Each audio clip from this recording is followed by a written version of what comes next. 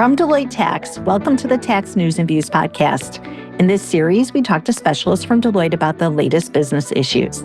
I'm Carrie Falkenhayn, your host for Tax News and Views. Today, we're discussing some of the outcomes from Deloitte's 2023 Tax Transformation Trends Survey, which provides interesting insights into what is on the minds of tax leaders as they think about their tax departments and some of its challenges.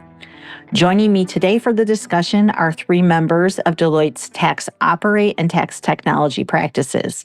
We have Adam Silte, Robert Shields, and Emily Van Vliet, who you may have heard talk on prior podcasts. Adam, I'm going to start out asking you just to tell us what the survey is all about and what are the top priorities and challenges tax departments are facing currently. Yeah, thanks, Carrie. So as you said, this is our Tax Transformation Trends Survey. This is a survey that Deloitte has been conducting for 10 years. This is a global survey. And for this year, we surveyed over 300 companies across all regions from North America to Asia Pacific and Europe. And what we're seeing, we've tried to distill that feedback we're getting into very clear priorities that are grabbing the attention of tax leaders at these companies as it relates to tax transformation and technology trends that tax departments are facing. So one thing that really stands out is that there is clearly an increasingly complex tax law and regulation environment, while at the same time, an increasing expectation of tax transparency. So not only is just tax becoming more complex, the expectation of transparency into the data, the processes is increasing as well. Along with that, there's almost expectation of real-time reporting. I think that leaders, businesses, not just from the tax function, but finance, IT, and just the C-suite are seeing the value in tax data, but that data is only valuable if it's available and can be extracted in real time. So there's becoming expectations and requirements for access to that information in real time. There are specific developments. I think most people are familiar with the OECD's Pillar 2 rules. So some of those very specific global developments are putting strain and pressure on tax departments. And what comes along with that, some of the prioritization in order to face those challenges is how can they implement a single integrated tax platform? How can it move seamlessly from an ERP system to the tax needs, to meeting compliance obligations, to then having data available for business decision-making outside of simple tax compliance. In order to do that, companies need the right budget. So tax leaders are really trying to frame and explain the need for the right budget in order to meet the strategic importance of tax. Again, not just for compliance, but also for the value that it can generate to the company. So, challenges that they're facing, again, the compliance, just the evolving tax laws, they seem to be ever changing, integrating tax into other data streams of the companies. There's a need for technology and data management expertise that maybe a traditional in-house tax function doesn't currently have. So finding the right talent mix and skill sets is a challenge. And I know, Emily, you've seen many of these at your clients, the companies that you serve. Maybe you have a couple of examples that can bring these priorities and challenges together. I think you've done a great job at describing all of that, Rob. In my mind, the key really is this close connection between the evolving regulatory requirements and things like real-time reporting, as you've described, and then what that means for the importance of data to the tax function.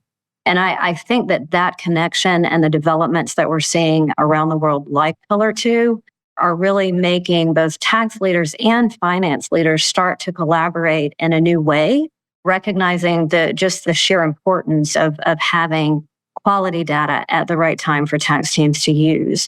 And so how that's translating into, so some of the things that we've been working on with our clients at Deloitte, there are a number of data hub projects underway where tax leaders and finance leaders together have made the decision that, we may be on an ERP journey and we may be working to improve our source data, but at the moment, we're not able to get there fast enough to meet tax's needs. And so in many cases, that is translating into the need to go ahead and start building out a data hub for tax.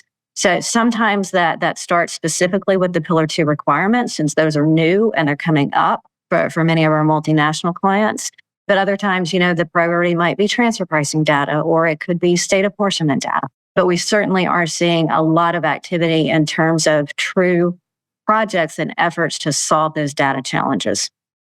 Rob, let's get you into the conversation. What are some of the challenges our clients are facing with regards to tax data? We heard some of that from Emily, but take us a little deeper around that. Thanks, Carrie. Well, we all know that compliance is the top priority for all tax departments, but this is becoming more challenging as we try to comply with the evolving tax laws and regulations around the world.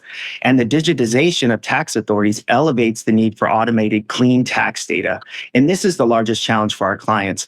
They do not have access to clean tax-related data across the company that's fit for purpose. The main reason for this is most ERP systems are not customized for tax issues, or they can't keep up with the regulatory changes.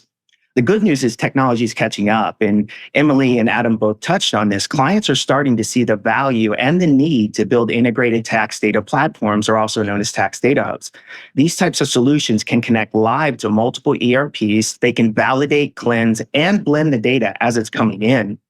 And these automated tax models can generate the right data in the right format at the right time.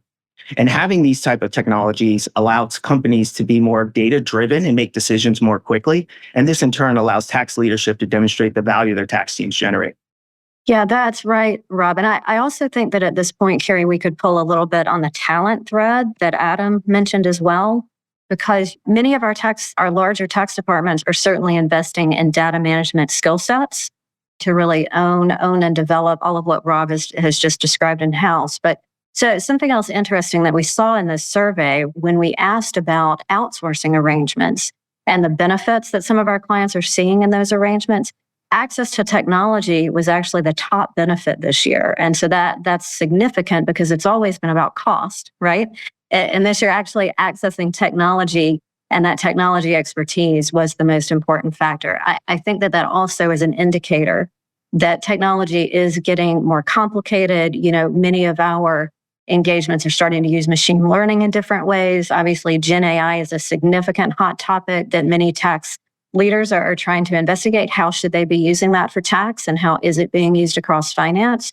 So I think as the technology continues to advance at speed, that thought of, well, what am I going to invest in building in-house, and where could I actually leverage a provider in the market who may already have some tools that could be useful to me, that is also something that we're seeing a lot of attention on. Yeah, and what may be tied to that is just simply the budget and where they are controlled within an organization. So what we saw in the current year survey is that across all regions, again, Europe, North America, Asia Pacific, at least 2/3 of the respondents said that the budgets are really controlled by finance or IT. Tax has some, and in some cases, little input on that budget, but it's really the IT and finance functions that are controlling that, which kind of speaks to the integration of technology across an organization. And in particular with tax can be viewed as part of that holistic system and not necessarily a standalone compliance department. Yeah, and just to add to that, Adam, although IT and finance typically set the overall budget of large financial transformation projects, it's critical for tax department leads and stakeholders to be involved during the initial phases of these large projects. It's important to collaborate cross-functionally so that the tax team can explain their unique requirements and how the financial data is used in tax. For example, little things like understanding the details of certain segments of the account, like project ID and department, and how those are used in the tax department will really help you get that level of detail you need to meet your obligations within the tax department. This collaboration will also give the tax team the opportunity to share where there are currently gaps in the data, which will allow the IT team to design a solution that meets the needs of both finance and tax. So one of the things I like about the survey is just the broad range of companies it covers. What kind of differences are we seeing between small and large companies in the results of the survey? Yeah, I think there's two good examples from the survey data, that highlight the differences. So not all companies are affected the same. And so we stratify companies by size, primarily by revenue. So for example, large companies that we would classify, based on 5 billion or more revenue, and then smaller companies that are under a billion. So both are seemingly having the same talent related priorities and challenges. So, for example, we asked if they consider reducing headcount, and at all companies, regardless of size, that was effectively 0% are considering that. So that speaks to the talent challenges that are going on right now, finding the right skill sets, finding the right people that are trained and have the expertise in tax and technology. However, if you move to something like, is your ERP system customized for tax? Is it sensitized to that data? Is it fully integrated?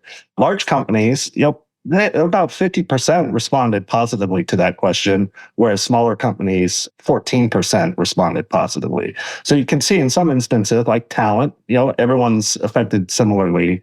Then you get into ERP related questions or some of those bigger holistic questions, that there is a divergence between large and small companies. Interesting. Okay, well, to wrap us up, maybe each one of you could give me just what your key takeaway from the survey was this year. Emily, you want to start us out? Yeah, happy to. I would point back to just the importance of both data and technology to tax departments. I think that the overall theme of the survey, when you read through, the entire report that we've put out, you can essentially boil it down to technology is no longer a nice to have for tax teams. It's going to be just absolutely critical for tax teams to keep up with all of the data that they have to deal with, as well as the regulatory authorities who are also going digital themselves. And so as our world changes, it's just making this concept of technology so much more important for tax functions. One thing that stood out to me is if you think of a company and all of the different functions that they have, the more that they can partner together and tax is more integrated and agile in terms of budgets, communication, data, access, I think the better they'll be to respond to this ever changing tax compliance and regulatory environment. Yeah, and being a technologist myself, my key takeaway was the shift in the types of skill sets tax departments are starting to look for. Developing and hiring resources that are passionate about technology within the tax department is becoming more critical. We're seeing folks with data science degrees and analytics degrees start to get hired, and I just really think that's going to help organizations. Emily, Rob, Adam, thank you so much for this overview of the survey.